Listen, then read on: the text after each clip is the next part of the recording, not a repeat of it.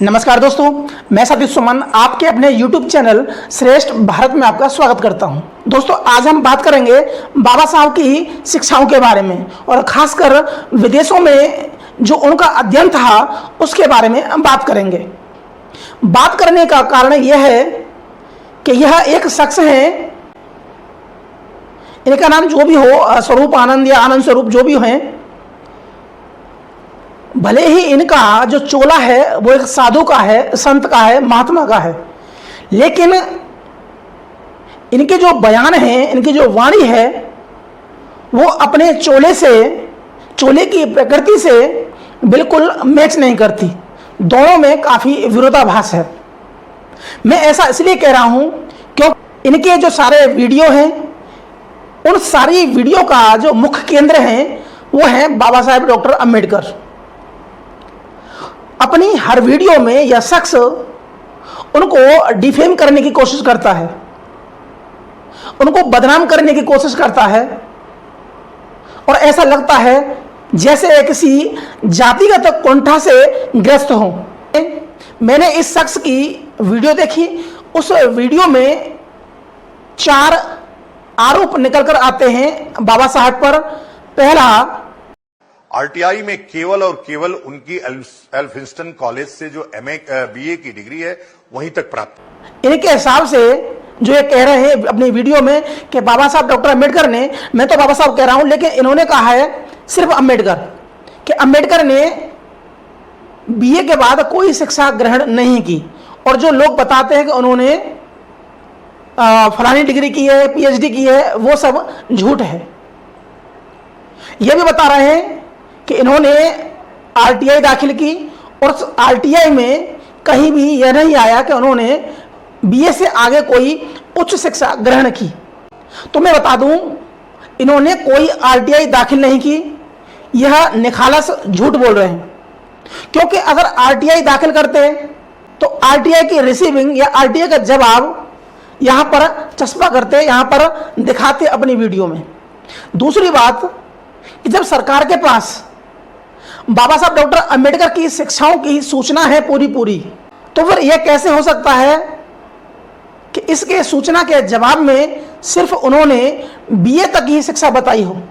तो आज मैं बताऊंगा पूरे सबूतों के आधार पर, प्रमाण के आधार पर उन्होंने हायर एजुकेशन कहां से कब प्राप्त की और उसका रजिस्ट्रेशन क्रमांक कितना था, उसकी फीस कितनी थी।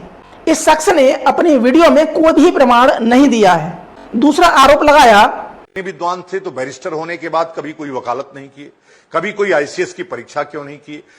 कि अगर डॉक्टर अम्बेडकर ने, जहां यह शख्स यह कह रहा है कि मैंने आरटीआई दाखिल की, उस आरटीआई में बीए से आगे कोई शिक्षा नहीं मिली, 2 ही सेकंड बाद यह बता रहा है कि उन्होंने बैरिस्टरी की, तो फिर भारत में वकालत क्यों नहीं की। यानी कि पहले सिर्फ बीए मान रहा है, फिर कह रहा है कि फिर बैरिस्टर मान रहा है। तो यही इसकी बातों में विरोधाभास झलकता है कि बाबा साहब डॉक्टर अम्बेडकर ने भारत में बाकायदा वकालत की है, उन्होंने केस लड़े हैं और उन सारे केसों के बारे में नाम बताएंगे। तीसरा आरोप था कि अगर बैरिस्टरी की है तो आईसीएस की परीक्षा क्यों नहीं पास की।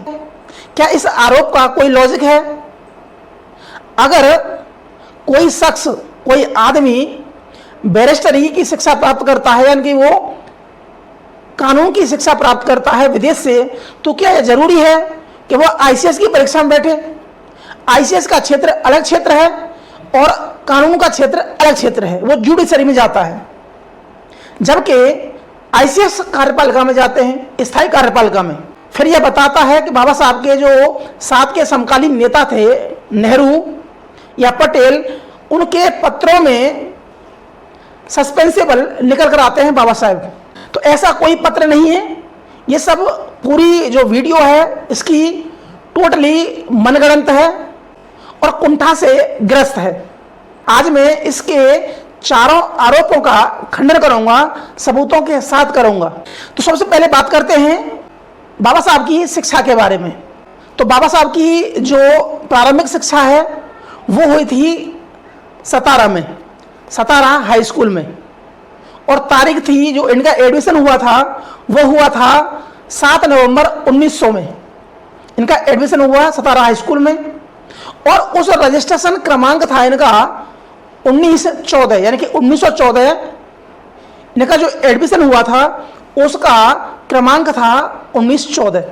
1904 में सतारा छोड़कर बम्बई आ गए और बम्बई के एल्फिंस्टन हाई स्कूल में इन्होंने दाखिला लिया, जहां ये 1907 तक पढ़े। और 1907 में इन्होंने मैट्रिक की परीक्षा पास की। और मैट्रिक की परीक्षा पास करने वाले दलित वर्ग के पहले छात्र थे डॉक्टर अंबेडकर। मैट्रिक की परीक्षा पास करके 3 जनवरी 1908, पूरी तारीख है 3 जनवरी 1908 को एल्फिंस्टन कॉलेज में एडमिशन लिया। और यहाँ से यानी कि एल्फिंस्टन कॉलेज से बीए की, जो कि 1913 में की, यानी कि 1913 में बाबा साहब डॉक्टर अंबेडकर की बीए। पढ़ाई में इनकी लगन को देखकर बड़ौदा के महाराज सयाजीराव गायकवाड़ ने इनको छात्रवृत्ति प्रदान की, जो 3 साल तक चलने वाली थी। यानी 3 साल के लिए इनको छात्रवृत्ति दी गई हायर एजुकेशन के लिए, विदेश जाने के लिए। और 18 के स्टाम्प पेपर पर अनुबंध हुआ, यानी करार हुआ, एग्रीमेंट हुआ कि यह छात्रवृत्ति 3 साल तक चलेगी, यानी 1913 से लेकर 14 जून 1916 तक रहेगी। 12 जून 1913 को बाबा साहब डॉक्टर अंबेडकर न्यूयॉर्क के बंदरगाह पर उतरे और वहां से सीधे कोलंबिया विश्वविद्यालय में एडमिशन लिया। इस कोलंबिया विश्वविद्यालय से बाबा साहब डॉक्टर अंबेडकर ने 2 डिग्री हासिल की। पहली तो एमए की डिग्री की, जो कि अर्थशास्त्र में थी, और दूसरी पीएचडी की 2 जून 1915 को। इनके शोध प्रबंध का जो विषय था वो था एशियन इंडियन कॉमर्स। दूसरा शोध प्रबंध किया वो था, उसका विषय था कि national dividend for India, a historical and analytic study. और इसी में इनको पीएचडी की डिग्री प्राप्त हुई। 1927 में कोलंबिया विश्वविद्यालय ने उनको पीएचडी की डिग्री प्रदान की।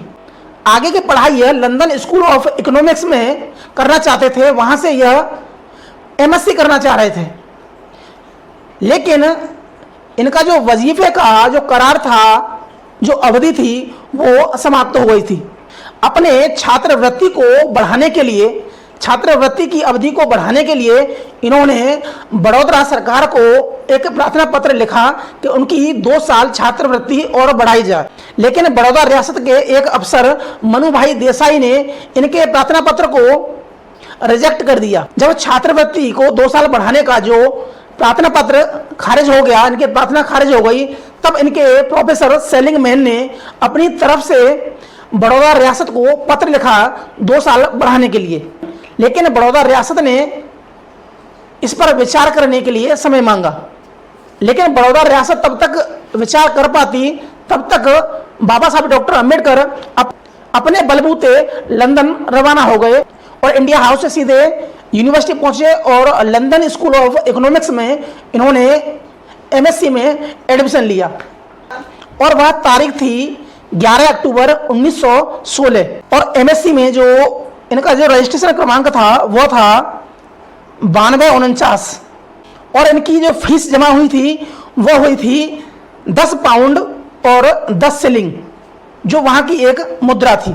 इसी यूनिवर्सिटी से उन्होंने डीएससी में दाखिला लिया, यानी कि इस यूनिवर्सिटी में इन्होंने 2 डिग्रियों में दाखिला लिया, एमएससी और डीएससी। अब इनके मन में थी बैरिस्टर बनने की कामना और यह पढ़ना चाह रहे थे ग्रेजिन में। ग्रेजिन यूनिवर्सिटी है। इन्होंने 11 नवंबर 1916 को ग्रेजिन यूनिवर्सिटी में बार एट लॉ के लिए नामांकन कराया और फीस थी 13 पाउंड 11 शिलिंग। तब तक बड़ौदा रियासत की ओर से इन पर एक पत्र आया और उस पत्र में लिखा गया था कि जो छात्रवृत्ति मिलेगी वो सिर्फ 1 साल के लिए मिलेगी। लेकिन जहां 2 साल बढ़ाने के लिए छात्रवृत्ति के लिए प्रार्थना पत्र भेजा, उन्हें 1916 में 3 डिग्रियों के लिए नामांकन कराया, एमएससी, डीएससी और बार एट लॉ। बार एट लॉ ग्रेजुएशन से और एमएससी डीएससी लंदन यूनिवर्सिटी से, लेकिन 1917 में इनकी छात्रवृत्ति समाप्त हो गई। अब आगे नहीं पढ़ सकते थे, इसलिए लंदन विश्वविद्यालय को पत्र लिखा जिसमें कहा गया कि वह अपनी डिग्री बाद में आकर पूरी कर लेंगे। 18 जुलाई 1917 को विश्वविद्यालय सीनेट ने इस पर विचार किया, जिसमें कहा गया कि यह अपनी डिग्री 4 साल के अंदर पूरा कर लेंगे तो इनको रेगुलर छात्र मान लिया जाएगा। इस तरह 21 अगस्त 1917 को बाबा साहेब डॉक्टर अम्बेडकर भारत वापस आ गए और वहां पर बड़ौदा रियासत में सैन्य सचिव के पद पर कार्यरत हुए, और जहां पर इनको 1291 रुपये पर मासिक तनख्वाह मिलती थी। यहाँ से इस्तीफा देने के बाद सेंडेनम कॉलेज में इन्होंने अर्थशास्त्र के प्रोफेसर के रूप में कार्य किया, और साथ ही बंबई के डॉवर्स कॉलेज, जो कि एक प्राइवेट कॉलेज था जिसकी 2 घंटा क्लास सुबह चलती थी और 2 घंटा शाम को, उस कॉलेज में कॉमर्स के प्रोफेसर के रूप में कार्यरत किया। यह दिन रात मेहनत करते थे जिससे आगे की पढ़ाई जो बीच में छूट गई है, MSc, DSc और बार एट लो, उसको पूरा कर सकें। इसके लिए कोल्हापुर के महाराज साहूजी महाराज ने इनको मदद की, और इनके एक दोस्त थे नवल मठेना। उस नवल मठेना ने अम्बेडकर को 5000 रुपये दिए उधार, और उन रुपयों के साथ में सितंबर 1920 में लंदन स्कूल ऑफ इकोनॉमिक्स पहुंचे अपनी उच्च शिक्षा को जारी करने के लिए। 1921 में इन्होंने MSc की, 1922 में इन्होंने DSc की, यानी कि इन्होंने दूसरी PhD की अर्थशास्त्र में, और उसका विषय था द प्रॉब्लम ऑफ रुपीज। और 1922 में ही इन्होंने बार एट लॉ की डिग्री प्राप्त की, यानी कि बैरिस्टर बन जाते हैं 1922 में। अब आगे की पढ़ाई के लिए जर्मनी के बॉन विश्वविद्यालय में एडमिशन लिया। 2-3 डिग्री अमेरिका के कोलंबिया विश्वविद्यालय में ली, फिर 3 डिग्री लंदन में ली, MSc, DSc और बार एट लॉ। फिर पहुंच गए जर्मनी के बॉन विश्वविद्यालय में, जहां से उन्होंने संस्कृत भाषा के साथ साथ अन्य भाषाओं का भी अध्ययन किया। लेकिन बॉन विश्वविद्यालय से कोई आधिकारिक डिग्री नहीं मिली, क्योंकि 1923 में प्रोफेसर कैनन ने मार्च 1923 में शोध प्रबंध के लिए वापस लंदन बुला लिया। 1952 में कोलंबिया विश्वविद्यालय ने इनको मानद डिग्री दी, और वो थी LLD। वह सामाजिक, कानूनी और संवैधानिक योगदान के लिए प्रदान की गई थी। एक डिग्री थी इन पर DLitt, यानी कि डॉक्टर ऑफ लिटरेचर। यह डिग्री हैदराबाद के उस्मानिया विश्वविद्यालय ने इनको मानद डिग्री दी, और यह सामाजिक सुधार, शिक्षा व साहित्य योगदान के लिए दिए। तो ये थी बाबा साहेब डॉक्टर अम्बेडकर की शिक्षा। इस शख्स का जो दूसरा आरोप था कि बाबा साहेब डॉक्टर अम्बेडकर ने भारत में वकालत क्यों नहीं की, तो यह भी पूरी तरह मनगढ़ंत है, झूठ है और कुतार्किक है। क्योंकि बाबा साहब डॉक्टर अम्बेडकर ने भारत में आकर यानी कि बैरिस्टर बनने के बाद वकालत की थी, और हमारे पास ये किताब है, इसमें बाबा साहब डॉक्टर अम्बेडकर की वो सारे मुकदमे हैं जो उन्होंने लड़े थे। सबसे पहला मुकदमा था उनका जो सिविल का था, और दूसरा मुकदमा था जो कि आपराधिक था। पहले मुकदमे में किराएदार को लेकर था, दूसरे मुकदमे में विधि विरुद्ध जमाव को लेकर एक शख्स को बरी करवाना था। तो इसमें इस किताब में लगभग आप देख सकते हैं ये सारे इनके मुकदमे हैं जो इन्होंने कोर्ट में लड़े।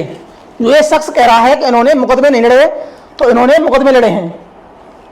केस नंबर 14, केस नंबर 15, यहाँ से 16 के बाद केस नंबर 24, केस नंबर 32, यानी कि इन्होंने लगभग 32 से ज़्यादा केस लड़े, मुकदमे लड़े।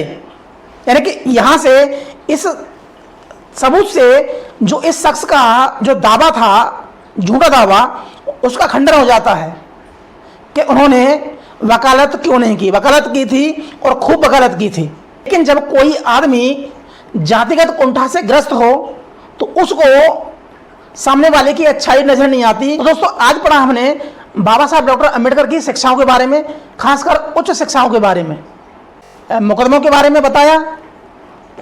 क्योंकि अगर इन सारे मुकदमों के बारे में बताएंगे तो समय काफ़ी हो जाएगा।